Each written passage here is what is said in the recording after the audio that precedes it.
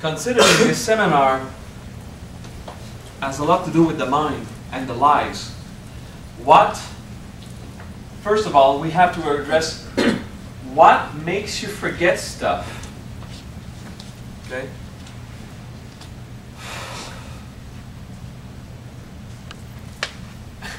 Hi. You are late. Yes. Guilt? Shame. Oh, shame. That's it. Okay, good. Shame? What's the emotion? Breathe. Forgiveness. Come on. What emotion caused your shame? Shame. Rejection. Fear. I'm asking her. What emotion caused your shame of when I said guilt? What's emotion caused you to be ashamed of being late? If you can't name it, describe it. I felt like if it was like, and give an example of. Not wanting to interrupt what was going on. Not wanting. Okay, so you didn't want to interrupt because it was bad. Yes. Guilt, like I said.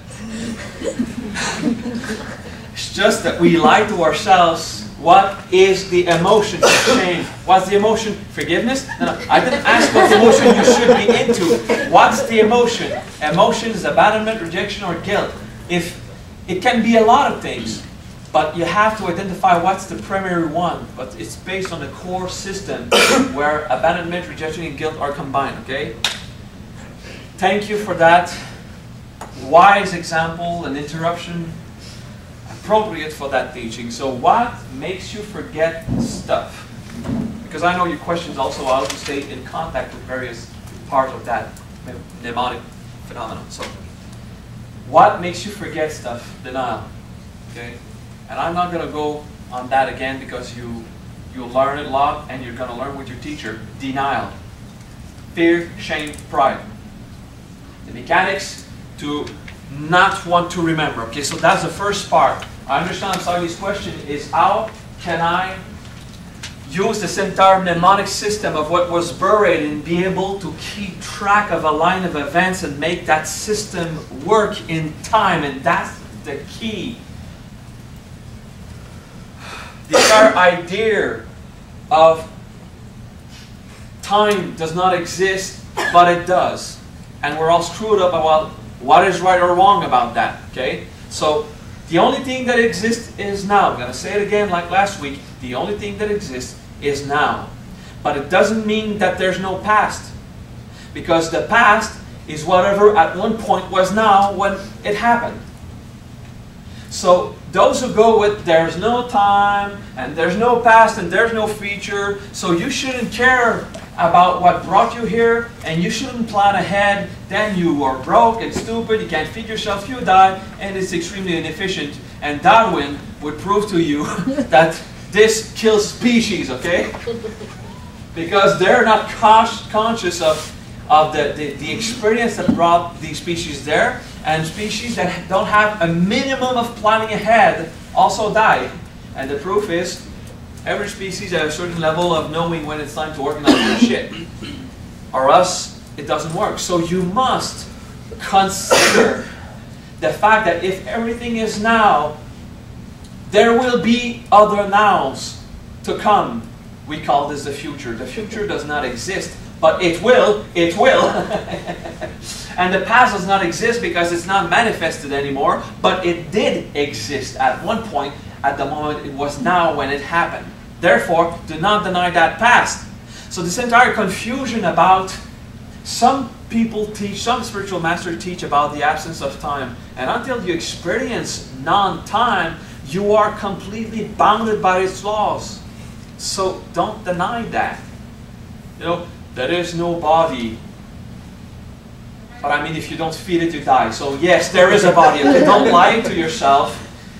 Like, I am God. Those pompous assholes who say, I'm God, I'm God. And there's no problem saying you're God when you know you are. But à partir du moment que tu sais, okay, that's not the language.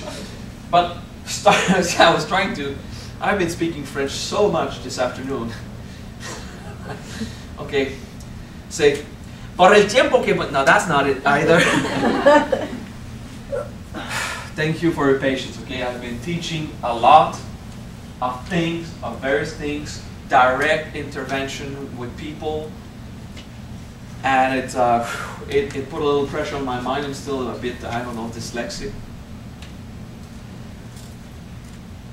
If you do not know by experience that you're God, and you were trained to know that you're God by wishful thinking, you're lying. If you go alone to yourself, I am God, I'm a divine act of God, I'm a divine being, I deserve, you're training yourself.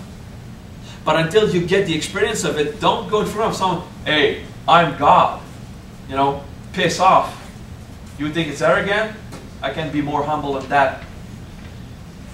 Seriously, the cultivation of the belief that you're God, until you understand really God, what God is, when you say, I am God, I am God, I am God, until you really grasp what it is, God, and how to be that, you don't even know what your autosuggestions means. So there's a lot of wisdom there where we cheat. You are a state of divine nature. You have something divine. You are holy, profoundly, but while you ignore it, you do ignore it. Okay? So in time is the same thing. There's a lot of wisdom. We say there is no time, but until you experience it out of time, you do experience it in time, and to be efficient, you have to deal with the stuff you have now. Okay? And one good example is I breathe, I eat, I even fart sometimes, take a dump or pee like anyone else would, and if I wouldn't, I probably would die physically. Because I'm in the world of samsara and I made peace with that. Although there are ways that I could use my resource to maintain my life through supernatural means, because I have done it so in the past, and I have been in a state of not eating, in a state of not breathing for 15 minutes, and I have done pretty cool shit with my body to prove to myself that I have that divine power. Although it's like any other skill, if you don't train it, you lose it. My muscles are not trained. The immortal processes that I had engaged during my training, I never practiced it. Why? Because if I'm going to practice something, I'm going to practice teaching and bringing you into a higher state of bliss like you felt this week. I find it more useful to do that. If I see I go into a state of decay and I'm still useful, I'm going to stay and use that. And if I find that it's time for you to have a lesson of detachment, I'm going to allow myself to die to use even my death as a lesson for you to apply the Dharma. Because how could it be otherwise? Okay?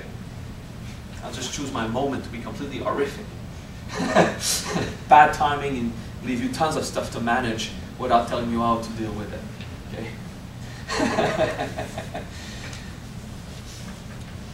I am preparing the grounds to properly answer the question, okay, that you ask. I am getting the people to this state of first accept the facts right now. So if your memory doesn't work well, and if especially the idea of these things don't relate correctly together, including can you remember your past lives or not? Are there past lives or not? Does that exist or not? We don't know. You have to discover through experience and then make your own mind. The denial of just that. So the denial is not just shame, pride, and fear in your mind, like in your communication, everything. It's also that kind of sense, these philosophies that denies that there is time, when everything you experience is so convincingly proving that you're stuck in time. Like this belief, the Buddhist belief that everything is an illusion, but that you can't even understand that teaching because everything inside you tells you it's real. So instead of understanding the profound nature of that reality, you go into denial. It's an illusion, I stop believing in it. And there's a wonderful student of mine, Sukidev, at one point who had this Buddhist training, who said, isn't it great, Maha, that everything happens in our mind? You know, because the Buddha said everything is mind. He didn't say it's in your mind, he said everything is made of mind. This is made of mind. But you need to understand what is his teaching, which is not today. Anyway, she got that thing about everything is mind, and then, like everyone else, everything is going on in the mind of people and nothing else is real. So she said, isn't it wonderful, Maha? We're sitting on the side of that river and we're both looking at the leaves in that tree, and I experience it the same way you do, although it's all happening in our mind. Say, what fucking bullshit is that? It's happening right there. Okay? because it is. Although it's not a leaf and it's not when you see on it. But that's the illusion part. Although that feeling, that experience, everything was real. It wasn't happening in my mind, in her mind simultaneously. It was happening in mine there as we experience it. So it was happening in mind physically, and then it, you know, you need to go more profound in that wisdom. It's just that all the stuff that we put in our head to try to new age out the hippiness and, you know, the happy rainbow blessings, everyone, and everything should be fine with angels falling from the sky to, you know, blow you if you need it. At one point, you just completely forget that we're here, and it's in this experience that we can grow. So it's pretty cool, the wisdom we have. Start by accepting this is what I seem to be experiencing at reality, and I'll start from that. That is the best acceptation of the truth. Okay. Now to go with the difficulty to remember stuff, that's one part. Then there will be the ability to link them and stay focused in the timeline. The difficulty to remember stuff is that we're used to, the more you consider the projection on your diaphragm, the membrane of illusion, the more you consider the stuff, the value of that dream state, the more you don't consider what is buried behind. And what is buried behind is the nows that are past. So the past, okay? I'll just say it like this now. It's your past. It doesn't exist, but it sure does still, because it's still now. It's still affecting you, okay?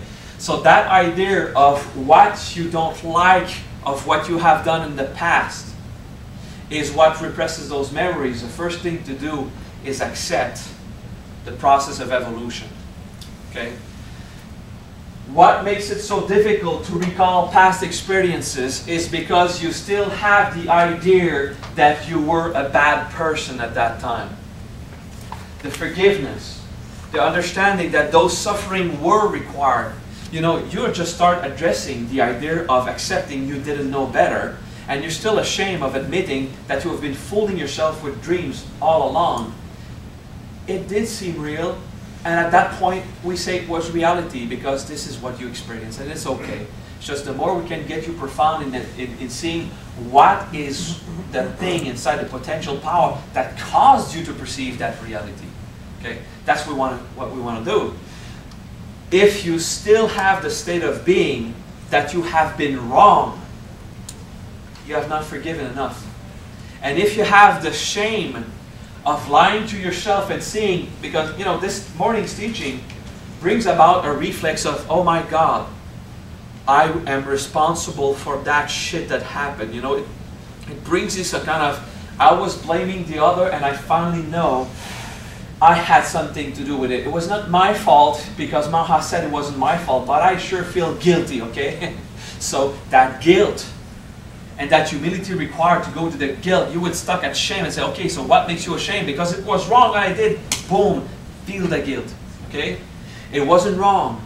It was what you thought was the best at the time with the level of dream you had. If you are not at peace with the process of time, with the Kala experience, okay, you will be stuck inside with a denial. I was wrong, therefore the past is wrong, therefore my accumulated experiences are wrong. How can you possibly accept them? Okay, so it's accepting that when your father was driving drunk, high speed on the highway, and you were terrified, that was not wrong.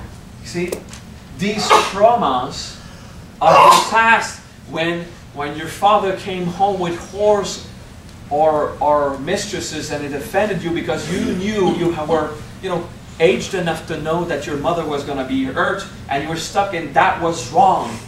This entire system of it was wrong just cuts it off, and you go in denial. Okay, because of a system of value. And I assure you, it wasn't right either, but it wasn't wrong. It just wasn't right, but it wasn't wrong. The feeling that all experiences I had so far, I needed to have them so I could get to the point here in my evolution. It did hurt. It wasn't fun. And even then, that's hypocrite bullshit, because a lot of your past experiences were so fun. And you so enjoyed them, but because they were against the system, because they were against your culture or how your parents trained you, you still believe they were wrong. You have the right to have this sexual intercourse when you're a bit too young, according to your parents, but yet old enough for your body to yearn. I mean, if your body is able to yearn, it means that you're at this point in your development to apply on it. I mean, there's no animal that would hesitate having sexual intercourse when the yearning of the body says you are now ready for sexual intercourse. That's not your parents or the church or anyone else that decides when you're ready to have an intercourse. It's your body. That's how it works. Okay? Now, that system that is not conformed with when it's time for you to discover your sexuality, your body is different from anyone else's rhythm. So you can't have a rule like when you reach 60, when you reach 16-year-old, you're sexually like free, you can make your choices. Yeah, I know it's threatening for the parents, because the parents, you know, thinking it's too young, you can't have it. But the truth is, we're so hypocrite. I don't want to have your manager problems, okay? So grow a bit more because I have to face him. Fuck, I had my own shit. Don't want to face yours again. You know, as parents, we just don't want to see a teen in a heartbreak. So we invent the membrane, you know, we project an idea. It's not correct, I wasn't trained like that. My mother told me, fuck, you fall in love at 8 and 10 and 11 and 12 years old. We have this stuff.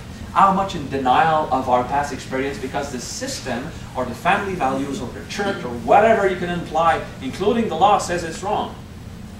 And I hope they won't change that law, because there is something useful in these systems. Now, that's also something you have to forgive. There is so little suffering compared to before to impose some rules on when it's appropriate to have this sexual intercourse. Because before there was these rules, there was so much abuse and so much pain coming out of it, that they are useful. So the system caused you suffering, and the system avoided you suffering, and you have to forgive on both sides, okay? That's why it's so complicated. Ooh.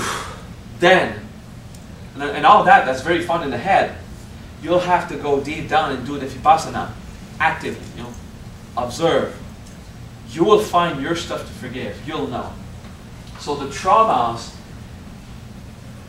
I know it's obvious you don't want to go back to the terrifying ride in the car with your dad. You don't want to go back. You know, I don't want to go back to when I was beaten up. I don't want to go back in the experiences that weren't fun. But that defense mechanism inside that doesn't want to go back there also doesn't want to recall it as a memory. Okay? Because the subconscious, when you do integration, it relives it like if it was re-happening again. So that idea that we have that the evolution process was not good, that the shame I had to face, that that now I am ashamed to admit, that I find so difficult to forgive, all of this, you know, tells you these constructive experiences that made you stronger today, they didn't seem constructive. They seemed destructive, and they were painful, and you completely forget about all the laughing trips and all the moments that you had fun, and every good time it was appropriate to have that orgasm you were looking for, and all these beautiful experiences in life that you could finally have. You forget them. You just go into the treacherous, I don't want to go back in this time frame. I don't want to go back in the memory, okay? So that idea that suffering was a bad thing prevents you from tapping into it. And if suffering was, you know, and then, that's the thing. Your suffering in the past builds a wall so you don't go in the past. But then it's not just the suffering. It's anything in the past that is blocked off. Everything. And then it becomes now. You can't even recall yesterday. You can't even recall stuff that happened 15 minutes ago if it did not have a strong enough flavor. Okay? So this thing about the idea of I'm so afraid that the past would reproduce itself that I don't want to even allow myself to contemplate the possibilities it could reproduce itself. Well, if you don't want the past to reproduce itself, just be wise enough not to go there again. You know, just handle your shit better. But the security of a better life must be ensured by wisdom and prudence, not fear and insecurity of the past experiences. Okay? And that's the humility and the warrior attitude and the courage and even the value and the virtue of strength. I will face other challenges in my life. If some other happen again, I will have the strength to face them. And that attitude, and I will do my best for never a big challenge to happen again, and whatever reveals itself, I will still have the strength to do. The attitude of facing difficulties is okay will unblock that past thing. Will disengage the defense system that I don't want to suffer. Yeah, of course it's why we don't want to suffer. But are you stuck to the point that you can't even recall what you need to recall to integrate properly? That's the point. Okay.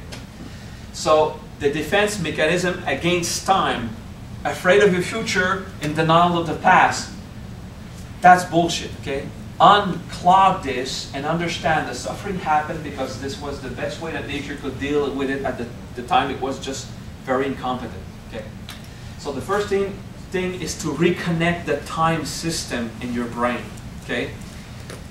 At one point we will disengage the time system through knowing what is time and knowing non-time, and I'll explain to you in deep that there is only now, and time is a present now that is self-modulated constantly and still is just now. Therefore, there is no past, there is no future, just a now, but this now also modulates itself. Therefore, it had a prior modulation, and it will add another one after, and then we're stuck in this linear idea also of time. But then there's the Christ level intervention when you can actually play with time and travel and stuff like that, which is pretty cool. You can't go back in the future, but you can't go in you can't go back in the past, but you can't make a step in the future by slowing down your reference to time. I'll give you a class on time travel one day when it's appropriate. Okay, but now it's the idea of your mental, you know, the membrane, the topmost, you know, part of trying to understand, which is absolutely essential to live. But if you're stuck on the understanding, you're going to go deep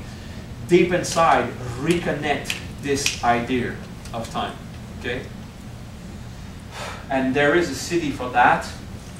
And I'll teach you because you want to have a city so that all this time experiences, you want to be able to do this. So first I need to tell you about the time.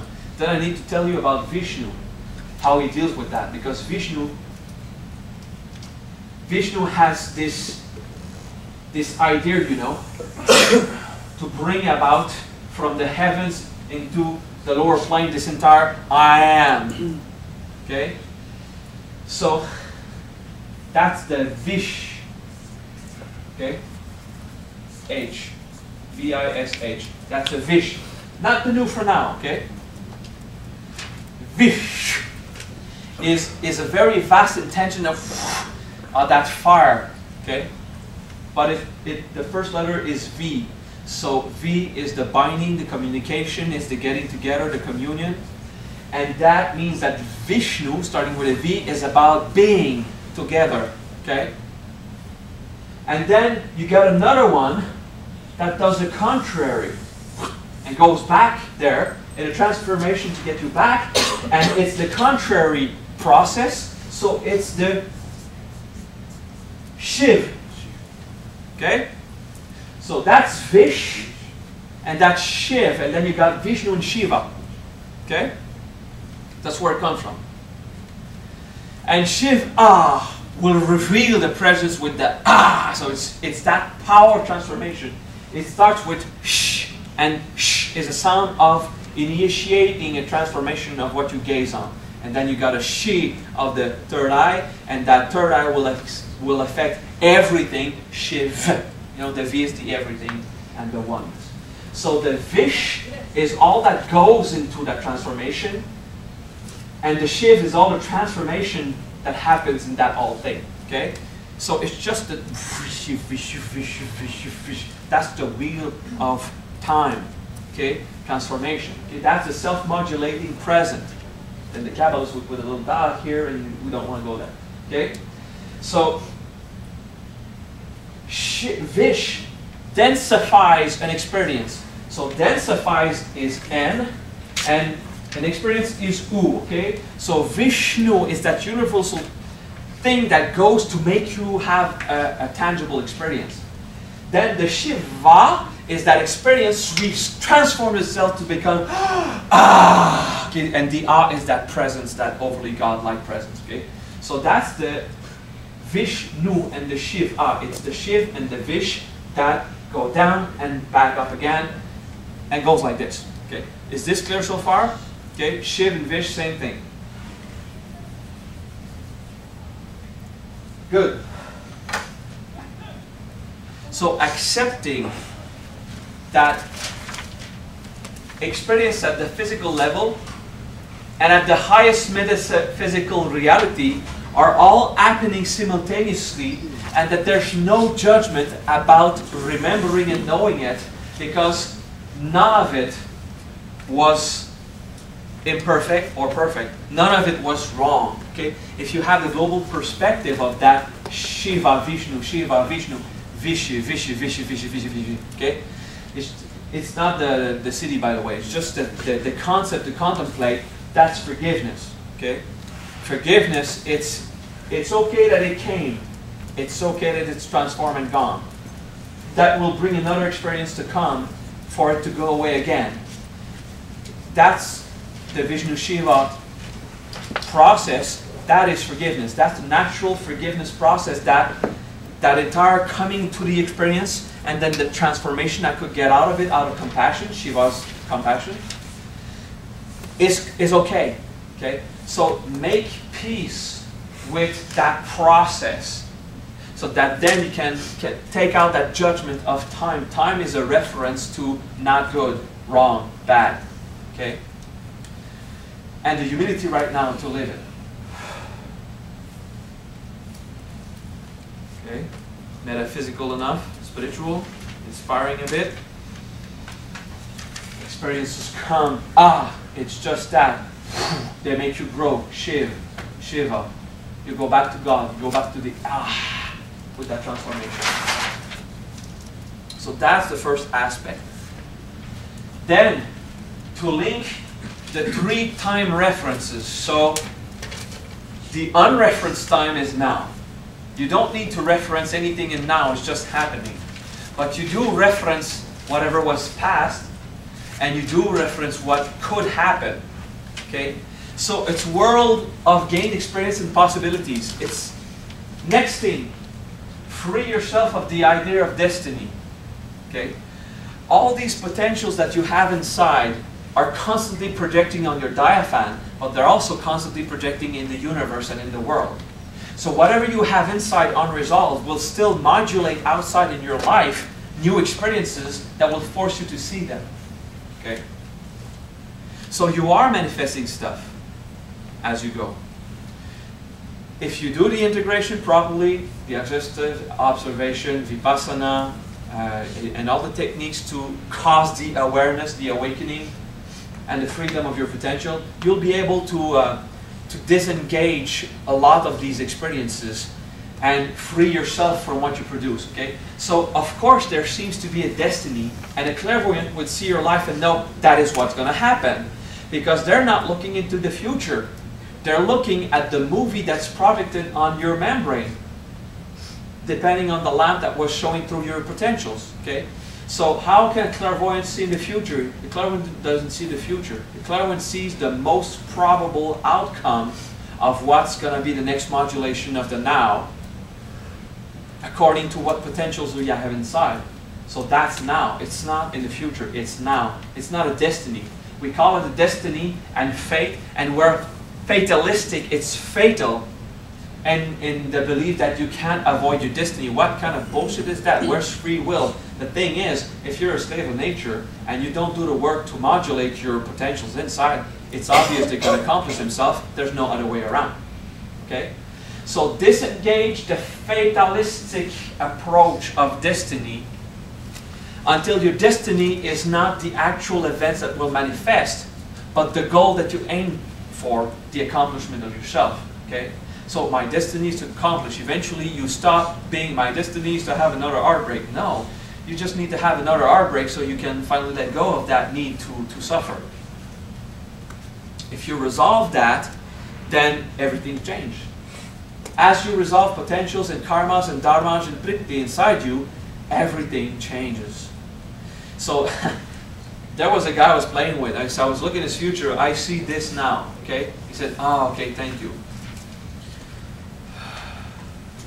What you see now? Okay, it's completely different. It's that type of thing. Okay. The integration about like 15 seconds. Okay. What do you see now? You barely change anything. Oh, okay, I didn't get it. Oh, okay, I wasn't humble enough. Yeah, it's there. Yeah, out of respect, I protect his private life. He's not here. I'm not going to brag about it. So, and he said, "What do you see now?" I said, "Nothing." He said, "Good. I can do what I want." And he went to the state of remanifesting what he wanted, how he wanted the modulation to happen. Okay, it's cool, eh? So, all the potentials you have now are installed because they have been created in the what appears to be the past modulation.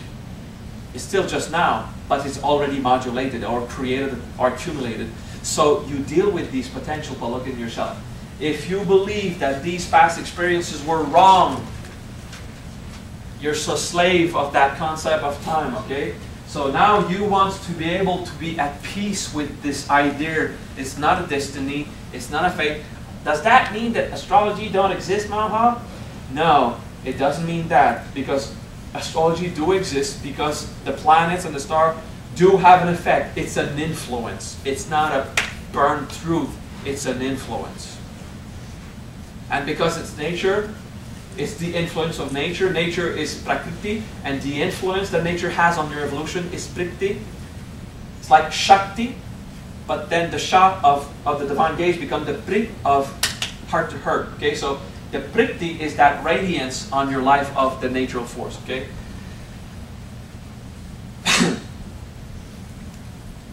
Astrology, numerology, your name, you hear sounds, these sounds produce effects. It modulates your experience. It's part of the collective experience of all things. That's why it seems to be so accurate, because while you have been a slave of nature all your life, you still believe they have power. And I mean, they have power. They have an influence on me. It's just, you know, whoever knows me see that I will change character, style, personality every 15 minutes if it's required. I'm not bound to my behaviors. I vanquish the zodiac. A system of approach that we call the Jitarashi, which is vanquishing and conquering the power that the zodiac and the numerology and the astrology and all that stuff has on you, so that you can go and act and behave any way you want instead of according to how you were conditioned to do by nature. Okay? So that's another aspect.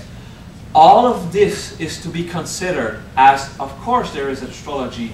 It's not fatal, it's an influence. And if you don't pick yourself up, the only power that affects you is the influence, so you're that. If you take your life in command and are in charge, then you simply have to be stronger in virtue than the effective personality fueled by astrology, the signs of planets, the gravity, and the, the cycle of the earth and the moon and stuff like that. Okay? Good enough? So it's not denial of these facts, it's just knowing while people are slaves to that, they are. And that's you, and a lot of you right now are actually doing a great work to build new influences from inside, so that the outside will lose that kind of power over you, so then you can become that Lord who is the influence on the earth. That's what you want. So there's a past, okay? And there's a future, and there's a present, okay? And that's looking at the triangle from above, okay? So that's looking at the triangle from above. So if we take it down, we want to have a present,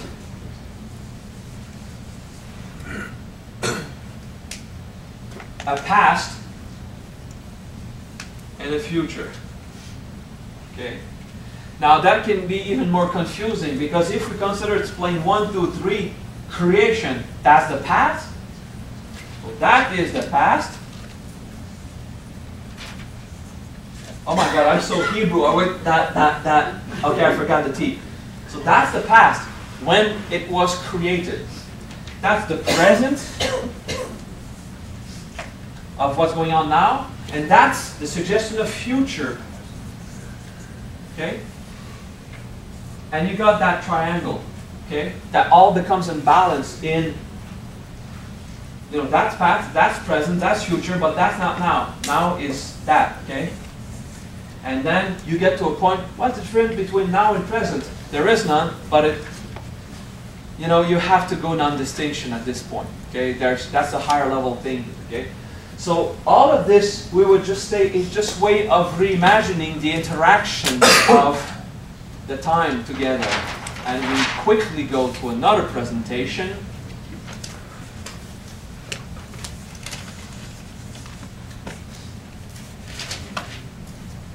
Tri in Sanskrit.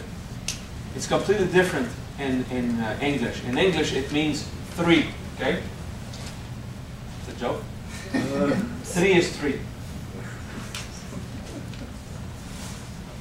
Kala means time. Okay?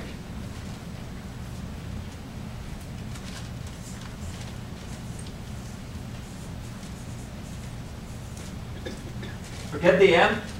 Jnana is knowing. It's not jnana, okay, for Hispanics. It's jna. Okay? It's just in Sanskrit we put the J, okay? In Sanskrit we write in Devangari actually. It's just a way to put in English, the Romanized Sanskrit. Anyway, that's jnana, okay? And the N means the, okay? So jnanam is the knowledge of the three times, okay? To do a city, you need more than the words.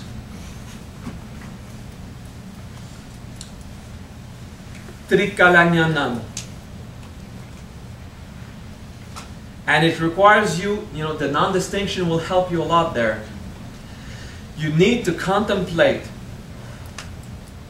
what seems to be the three time as just one phenomenon now. Okay? So you relax. There will be work to do. It will awaken your conflicts with the idea of modulation, experience of the past, and agree about, evolution happens a certain way. And even if you have done a lot of forgiveness about that, if something inside you didn't, it will show up maybe later. Okay? But right now, what we want is to look at this peacefully. Trikalanyanam. To be able to follow every state of time, every point in time as a single experience. So instead of using your memory, this happened, then this happened, then that, and it's all separated phenomena that are hard to consider. Why don't you blow a good shot and be done with it? I'm bleeding.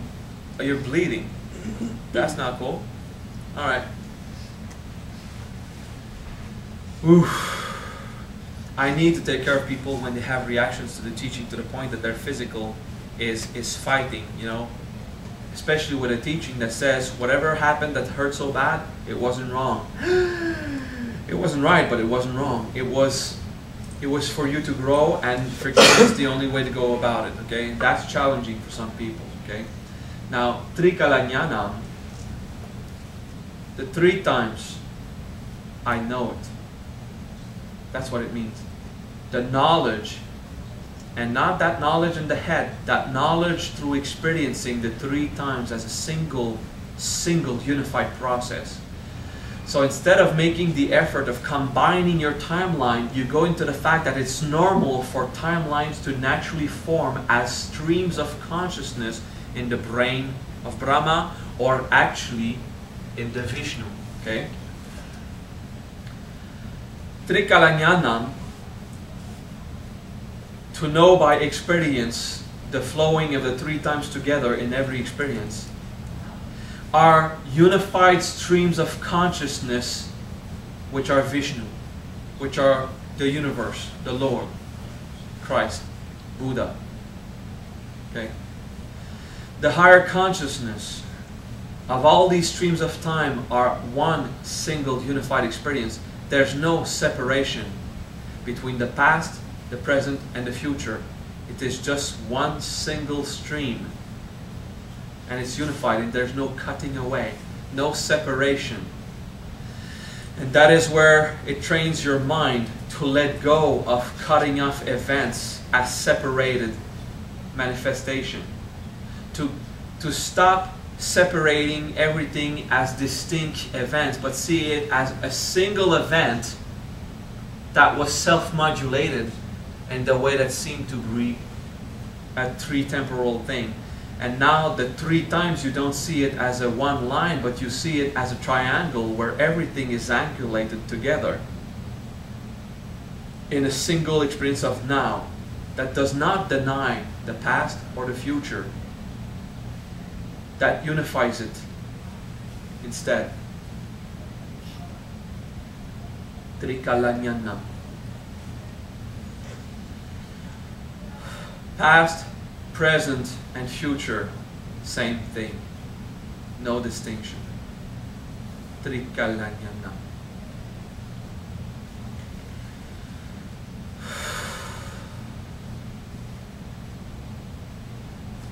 Trikalanyana. Which will allow, with practice, to make you into clairvoyance, to go look at the past and the future of someone by just looking at them now. You will not separate yourself from your past experience or be afraid of the future possibilities. You will assume the beauty of the single stream of consciousness, and from that you will remember your past and you will know your future, hence doing the same with the others. Trikalanyana. Humbly accepting to remember everything, and it will unclog your systems of perception. Time is modulation of now. Past and future is the same thing. Trikalanyana. It will cause you to remember your origin as much as your final goal, if any. Trikalanyana. Non-distinction of time, memory, reality.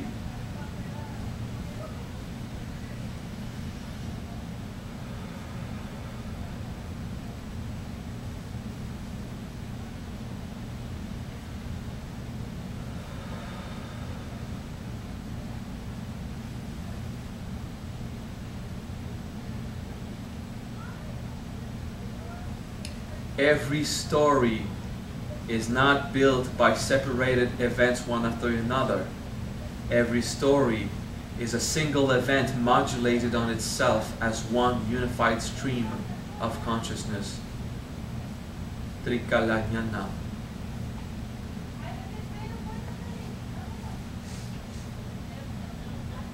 Trikalanyana.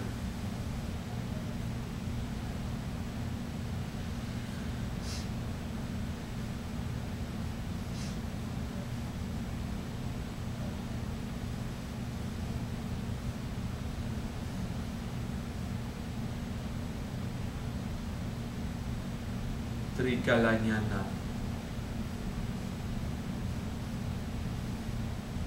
Opening up the gates of Akasha.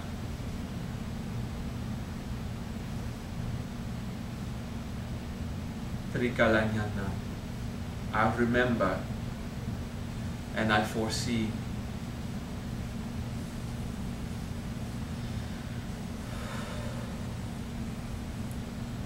So that seeing in the past, remembering, is just looking at now.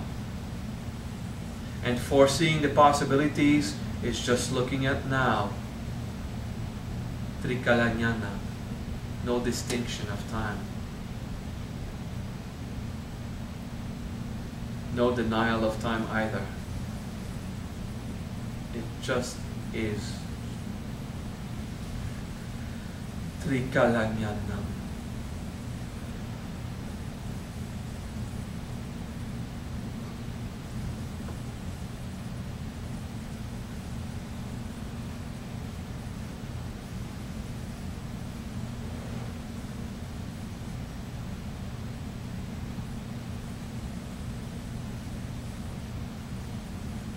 Later, after the practice of the siddhi,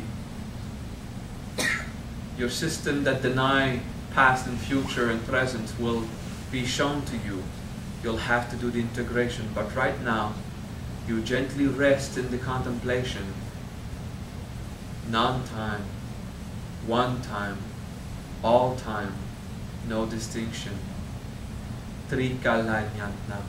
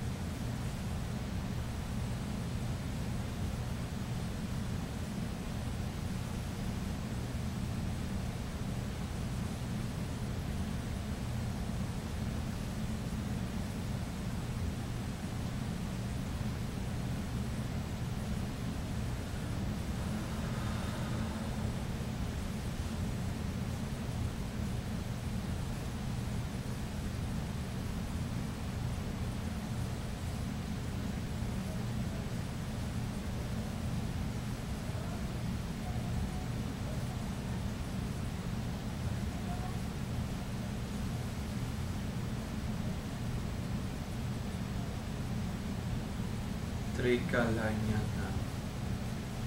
Non-distinction. Streams of a single modulated phenomena. Space, matter, mind, time, and none of it as one. Non-distinction. Trikalanyana.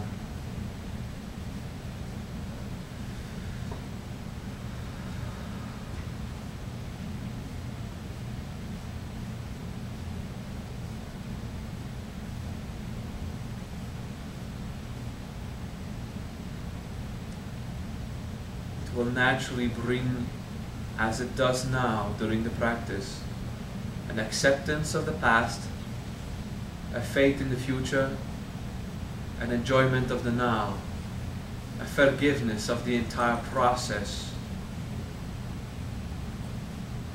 of the interaction of Shiva and Vishnu in Trikalanyana.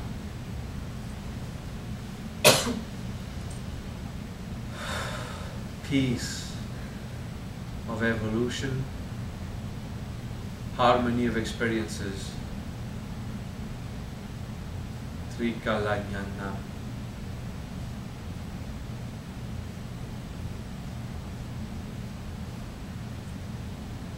Single knowledge of the three times as one, Trikalanyana.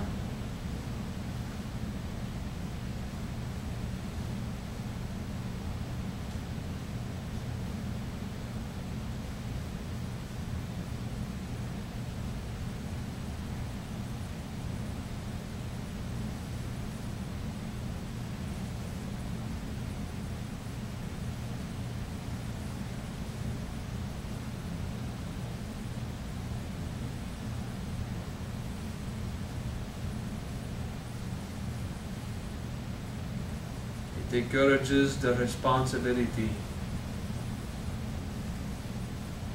to stop fearing the future and trusting yourself that you will be wiser and wiser as you evolve to have a better and better future, putting you in charge.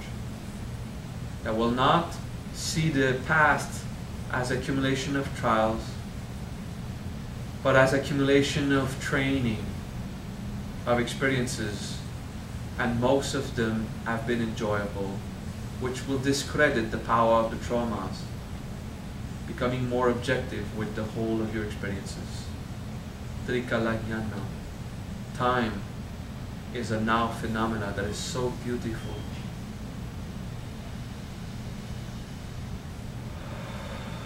Non-distinction. Trikalanyana.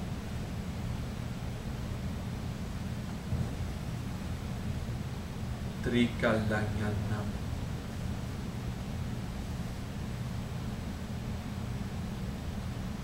Trikalanya.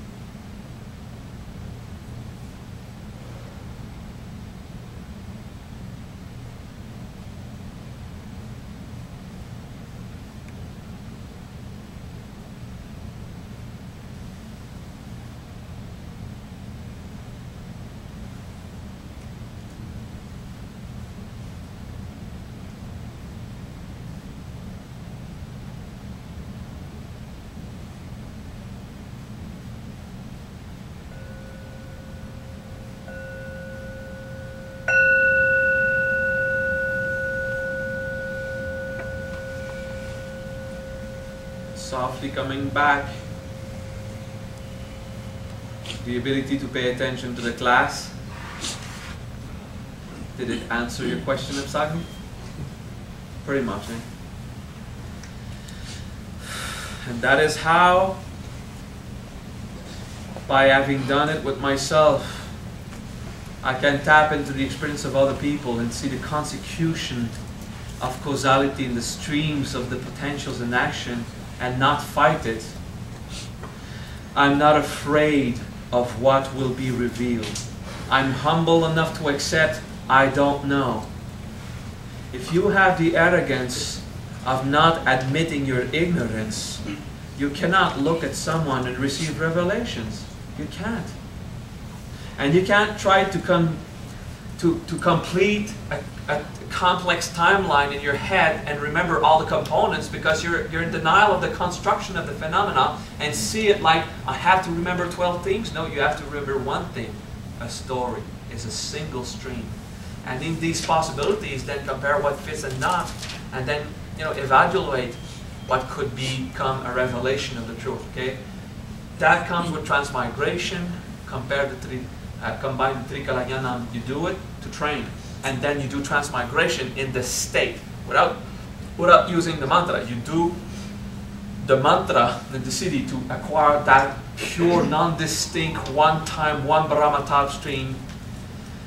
And once you know how to modulate that state profoundly, you would transmigrate in that state and see the unfolding of timelines and potentials and people, and see, well, as I see right now, there's 25% chance that will happen. Let's say 50% chance that, another 25% that you crunch up in another like 17 possibilities, but they have no credit, okay? Because these potentials are constantly like going into the quantum physics people, they like to call it the multiverse. There's one. There's just one. Everything else is the possibility that it could. It's just a modulation. Maybe it could. And you just give a little push. So the multiverse is multiverse until it's manifested. And when it gets to the now, there's one. There is no 20 parallel worlds. It's just that when a guy like me does an actual alteration of that reality, is like, wow, you just tapped into another reality. No, that one that existed is now inexistent, and it's the new one that is the only one that exists. There's one. It's playing with the modulation and be freed of the idea that this world is so fixed. But then, to experience that yourself, you need to, work hard. You see that the moral challenges to get to that point. If you practice Trikalanyana, you could become clairvoyant in time. We'll take a break. I'm going to show you how to put your point of view elsewhere in space so you can become a full clairvoyant and decide, I'm looking in that room at that time.